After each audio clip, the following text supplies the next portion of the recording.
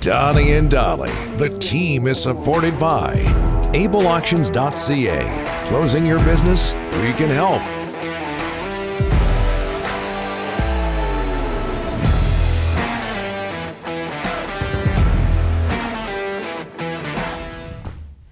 So much reaction today in Delaney's OK Tire in Langley inbox about the Zegras Beagle Terry incident, about the Kyle Lowry post-game show yesterday. All of our guests today are sponsored by, as the graphic will tell you, Basant Motors. This spring, take a break from payments with a new-to-you vehicle. Have you noticed that the show has picked up a bit? Amy's filling in for Derek on some of these segments, and it's pretty sharp. I was wondering. I don't want to criticize anybody, but learn more at basantmotors.com. We love Derek. I'm just kidding. Oh, yeah. We love Paul Dolan as well. He's here to talk soccer. We learned on Friday that Canada will be in Group F at the World Cup with Belgium, Croatia, and Morocco. Also Saturday, Whitecaps pick up their first win of the season, 1-0 over Sporting KC. Dolan, who's also becoming a regular on this show. We're not going to pay him, but he's becoming a regular on this show. Dolan, thanks for doing this. How are you? You're not paying me? Not that I know of. Oh no, we've got some we've got some merch for you. Okay, right. Some good old hats from Team Sales. Love it. Yeah. Get your agent to call Paul. Your reaction to Pool F and Canada being in a group that includes Belgium, Croatia, and Morocco. I guess the first reaction is not the toughest, but not the easiest either. So, like the other groups, which are, let's be honest, they're all pretty good. Like, there's no real standout group of death. I think the one that could have been worse, obviously, was going in with Germany, Spain, and Japan. But Belgium, underrated or unknown, I guess, not a glamour team like Germany or Brazil or France or England, but, ranked as the number one team in the world for a long period of time, and with a bunch of superstars, a really good manager.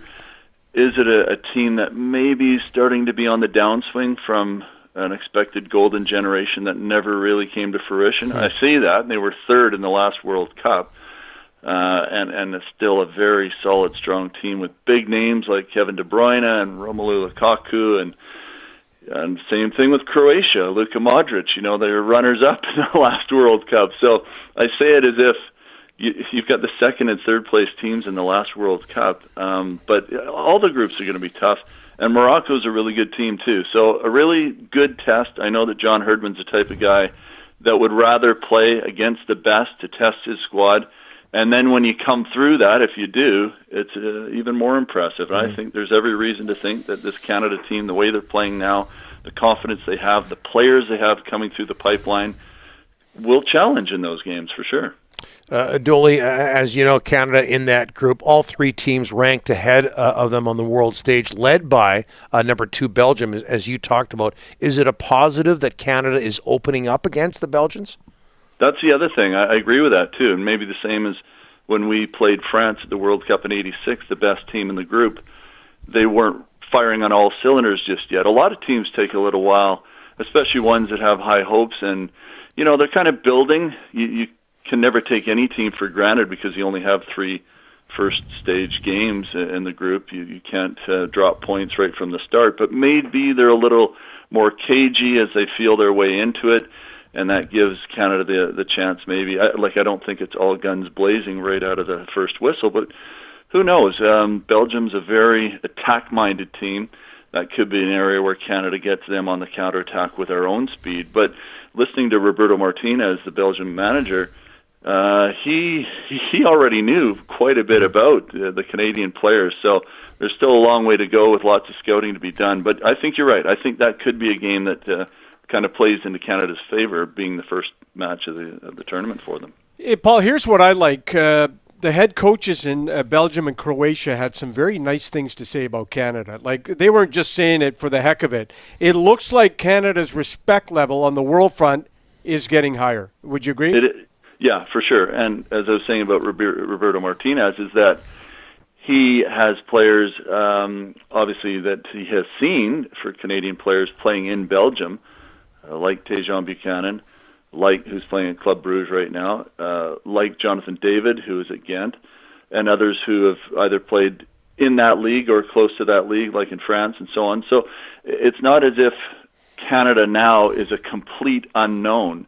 And again, there's a lot of, 6, 7, 8 months, I guess, to go, a lot of time still for these teams to really lock down on their opponents in each group. But you know who's going to do that locking down better than any manager, I think? I could argue in the world with what I know about John Herdman, but he will know Belgium, Croatia, and Morocco absolutely inside out, every strength, every way that they play, every platform that they use, every sub that they bring on, and will have tactical game plans for each and every one of them, probably unlike any manager out there. Paul, let's talk about soccer closer to home. The Whitecaps finally, winless in their first 4 to go out and beat Kansas City. How big was that? Just overall confidence for the whole team. I think that's it, Rick, right there, is confidence more than anything else, because it wasn't a beautiful performance, but you have to get the points. You have to get them at home. You don't want to fall too far behind as they've done in the last 2 or 3 years. The Whitecaps are always having to scramble their way back and had to almost pull out a miracle escape last year at the end of the year. So I think this is really important. You've got to win your home games. They drew their first one. They have had a really tough schedule to start the year. So, even though their record, they only have 4 points now through these 5 games, it doesn't look fantastic, but they've got another home game coming up against Portland, and then the schedule will settle a little bit after that as well. So it was really big, and it's nice to get a goal from a guy like Ryan Raposo as well, someone that you don't necessarily expect to be your top goal scorer, get you a goal in an important game, but he gets the game winner. And Brian White and Ryan Gauld back on the field starting for the first time. That'll come good over the next few games as well, I think. Yeah, so good last season. Dolly, I know you follow hockey a lot, and over the weekend there was some controversy with Trevor Zegras' goal and Jay Beagle's reaction to that later on in that game in Arizona. How did you react back? I know you're a fiery guy. But how did you react back in the day when somebody scored on you on a play that you might place into the showboating category? Yeah, I think I'm trying to be more open to celebrations and having fun within the game than maybe when I was a player. And I agree, like kind of the old school me wouldn't have taken too kindly to that. But I do feel like it's a different era. We should be celebrating the good things in sport. You don't want to have people rubbing things in your face, but a goal is a goal, and a good goal is a good goal. And does it have to go against the code necessarily because you've scored a goal in a way that other players have never scored it? I don't know. I didn't hear what you guys had to say about that, but what were your thoughts on that? I went old man on it a bit, but my question was, Dolly, like we go on and on about the Canucks' toughness, it's not there. So if that happened in Vancouver in an important game, and there was no pushback from the Canucks, I think people would be upset. Even the ones that might be saying what Zegras did was just fine. That was my take on it. Part of it. And anyway. Rick, what do you think? Same thing, Paul. You know what? But I don't have problems with the goal because it's creativity, and you would say the same thing about kids playing soccer, Paul. You can never have enough creativity, and we're not building robots. You got to have. You got to let these kids go out and have fun and have some of that creativity. I agree. Yeah, I agree with that too. And again, my personal opinion back when I was playing versus now when I'm watching. I agree. I think the game needs to evolve to a point where players are allowed to do what they want to make it entertaining for people who are watching, especially at the professional level. It's better for business. I think everybody agrees Jay Beagle took everything too far on Friday, so we'll all agree on that. Dolly, thanks for this. We'll get you back tomorrow. Okay, good talking to you guys. I'm looking forward to the hat. Okay, golf balls. Paul Dolan.